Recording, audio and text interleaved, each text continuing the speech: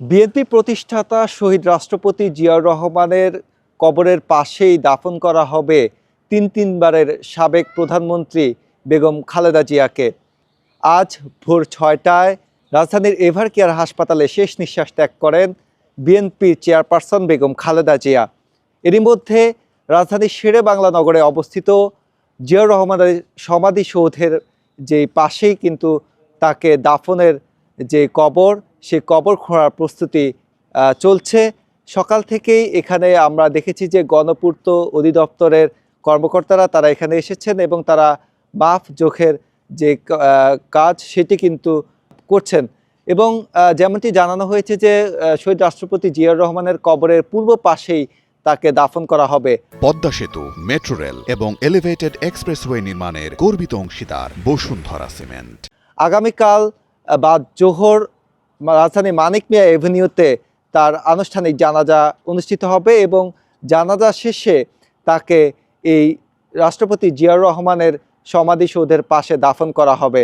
এই মুহূর্তে যেমনটি আমার পেছনে দেখছেন যে রাজধানীর শেরেবাংলা নগরে অবস্থিত শহীদ রাষ্ট্রপতি জিয়াউর রহমানের মাজারের সামনে কিন্তু নেতাকর্মীরা তারা জড়ো হতে শুরু করেছেন এবং এরই মধ্যে রাজধানীর জিয়াউর রহমানের যে সমাধিসৌধ রয়েছে তার আশপাশের এলাকায় কিন্তু আইনশৃঙ্খলা জোরদার করা হয়েছে।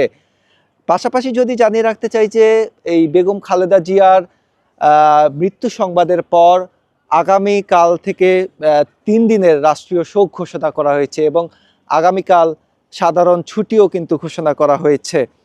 বেগম খালেদা জিয়ার মৃত্যু সংবাদের পরপরেই রাজধানীর এভারকেয়ার হাসপাতালের সামনে জড়ো হতে শুরু করেন বিএনপির নেতাকর্মীরা এবং শোকের মাতম আমরা কিন্তু সেখানে লক্ষ্য করেছি এবং এরই মধ্যে বেলা বাড়ার সঙ্গে সঙ্গে এই শহীদ রাষ্ট্রপতি জিয়াউর রহমানের সমাধিসৌধ এবং যেখানে বেগম খালেদা জিয়াকে দাফন করা হবে সেই স্থানে কিন্তু আমরা দেখছি যে নেতাকর্মীরা কিন্তু জড়ো হতে শুরু করেছেন। পাশাপাশি আমরা গণমাধ্যম কর্মীদেরকেও কিন্তু আমরা দেখছি এখানে আসছেন এবং এরই মধ্যে বেগম খালেদা জিয়াকে যেই স্থানে দাফন করা হবে তার কবর যেখানে খোঁড়া হবে সেই জায়গাটি কিন্তু মাপজোক চলছে এবং কিছুক্ষণের মধ্যেই তার কবর খোঁড়ার কাজ কিন্তু শুরু হবে।